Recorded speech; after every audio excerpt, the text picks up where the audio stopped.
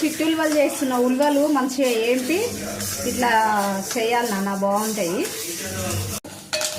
ఇగో కొంచెం నూనె పోసుకొని అది పచ్చిమిరపకాయ, ఒట్టి మిరపకాయలు, ఎల్లిపాయలు, కరివేపాకు ఇట్లా వేసుకొని పోపు చేసుకోవాలి నాన్న.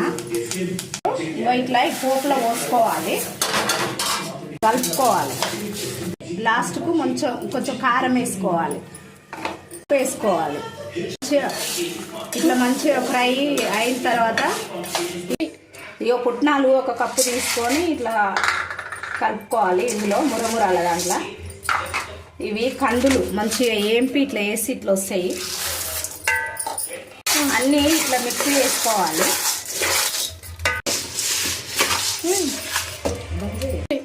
ఇక ఇట్లా ఏంపినాయి అన్నీ మంచిగా ఉల్లివలు ఇట్లా పోపు చేసుకునే అన్నీ ఇందులో కలుపుకోవాలి. బాగుంటుంది చరణ్.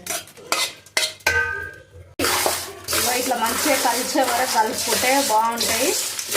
మంచిగా ఇట్లా వేసుకుంటే బాగుంటాయి ఫ్రెండ్స్. అన్నీ వేసి మంచిగా చిట్టులు అమ్మ వాళ్ళు చేసేవాళ్ళు అప్పుడు చిన్నగా ఉన్నప్పుడు. మీరు కూడా వేసుకోండి ఫ్రెండ్స్. Bye friends.